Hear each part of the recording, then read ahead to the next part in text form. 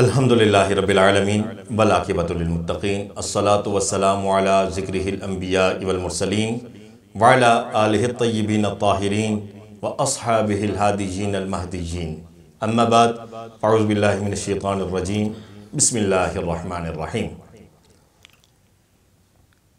میرے دیکھنے اور سننے والے ناظرین، آج کی یہ رمضان ٹرانسمیشن ٹی فور تماشا پروڈکشن کی جانب سے محراب حبیب چشتی آفیشیل پر آپ دیکھ رہے ہیں رمضان ٹرانسمیشن جمال رمضان۔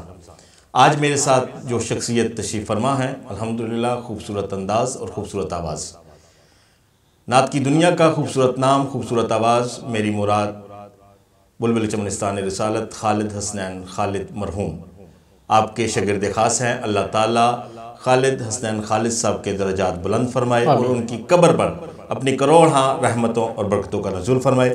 محترم جناب وحید الاسلام عبدالی صاحب، السلام علیکم ورحمۃ اللہ وبرکاتہ۔ وعلیکم السلام، کیسے ہیں؟ الحمدللہ بلال بھائی، آپ کیسے ہیں؟ ٹھیک ہیں، کرم، اللہ کا بڑا احسان ہے۔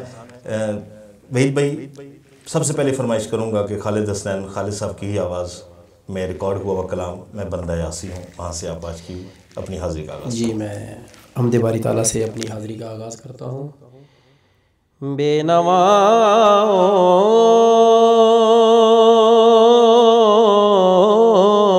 کی نوا سنتا ہے، التجا سب کی خدا سنتا ہے، اور ہم کے بندے ہیں ثنا کرتے ہیں، وہ کہ خالق ہے صدا سنتا ہے۔ میں بندہ عاصی ہوں، خطا کار ہوں مولا، لیکن تیری رحمت کا طلبگار ہوں مولا، مولا، لیکن تیری رحمت کا وابستہ ہے امید میری تیرے کرم سے، وابستہ ہے امید میری تیرے کرم سے، تیرا ہوں فقط تیرا پرستار ہوں مولا، مولا، تیرا ہوں فقط تیرا پرستار ہوں مولا، مولا، لیکن تیری رحمت کا ایک تیرا اشارہ ہو اور آسان ہو مشکل، ایک تیرا اشارہ ہو اور آسان ہو مشکل،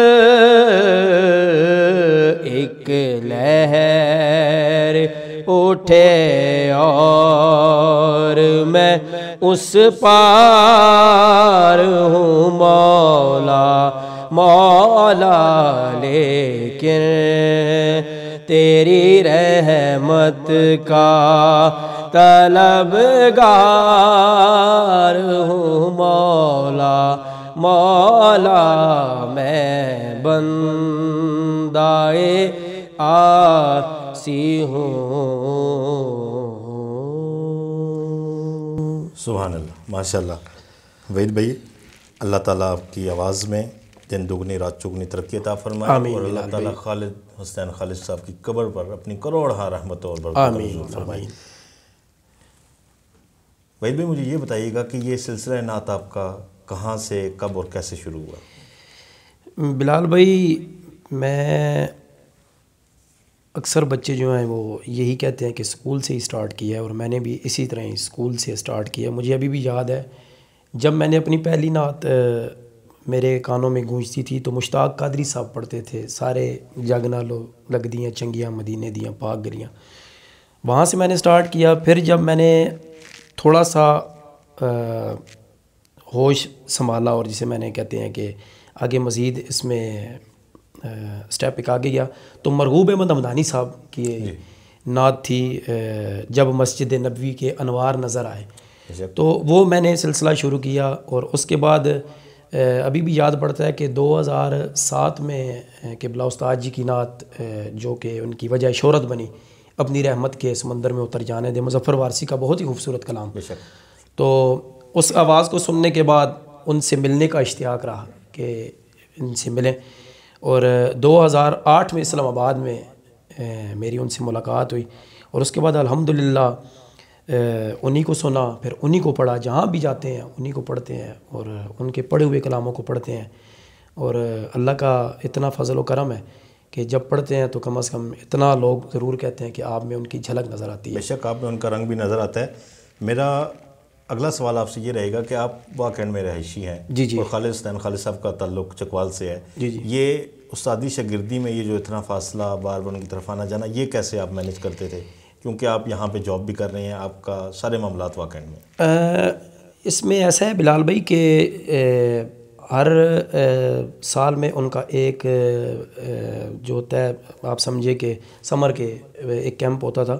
اس میں وہ مہینے میں ایک مہینہ ہوتا تھا، کلاسز کا شیڈول ہوتا تھا.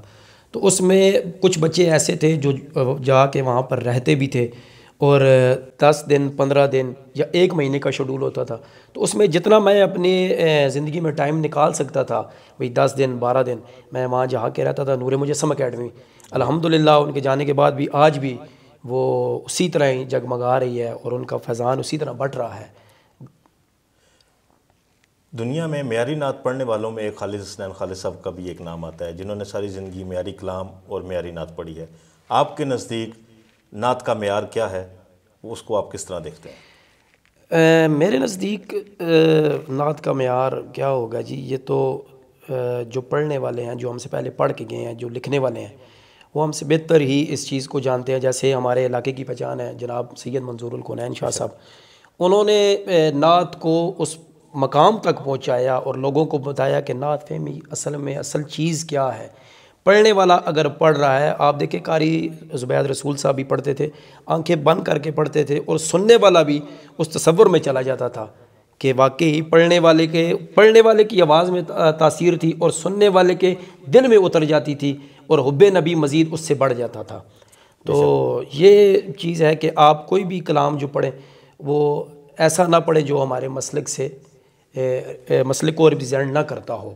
تو معیاری کلام پڑھیں، اور کوشش کریں کہ سر اور اس میں ادائیگی ایسی ہونی چاہیے جس میں آپ کے الفاظ اور آپ کا سر کسی دوسرے میوزیکل کی طرف نہ جا رہا ہو. بے شک آپ ٹھیک کہہ رہے ہیں. ایک 4 مصرع اس کے بعد انشاءاللہ العزیز آپ سے اگلی نعت سنتے ہیں. جی کہ ان کی دہلیز پہ جھکتا ہے دل مسترجب، ان کی دہلیز پہ جھکتا ہے دل مسترجب، آنکھ روتی ہے تو روتی ہی چلی جاتی ہے. ان کی دہلیز پہ جھکتا ہے دل مسترجب، آنکھ روتی ہے تو روتی ہی چلی جاتی ہے. سلسلہ جود و کرم کا نہیں تھمتا شبیر، سلسلہ جود و کرم کا نہیں تھمتا شبیر. نعت ہوتی ہے تو ہوتی ہی چلی جاتی ہے، نعت ہوتی ہے تو ہوتی ہی چلی جاتی ہے.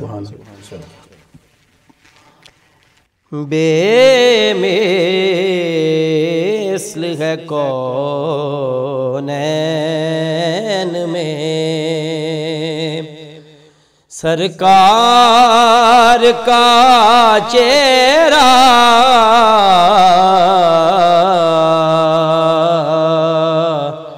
بے مثل ہے کونین میں، سرکار کا چہرہ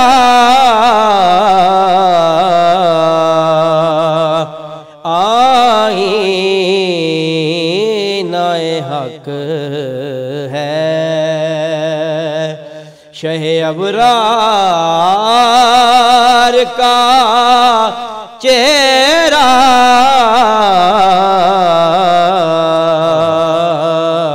بے مثل ہے کونین میں، خورشید حلیمہ تیری مشتاق ہے آنکھیں،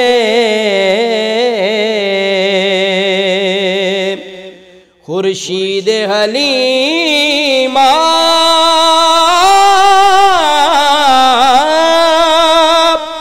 تیری مشتاق ہے آنکھیں، کھلتا ہے تیرے نام سے گلزار کا چہرہ،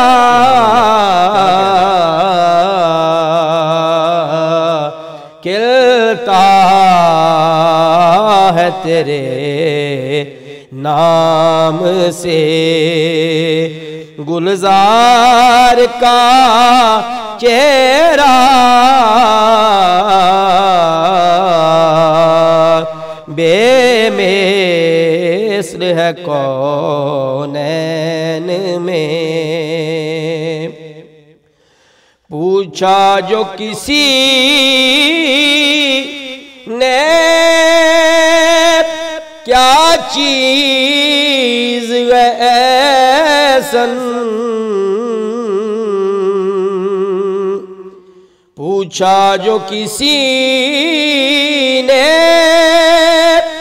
کیا چیز ہے ایسن، تو صدیق نے برجستہ کہا یار کا چہرہ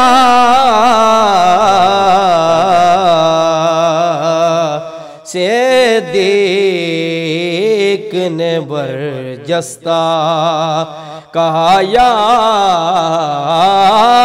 کا چہرہ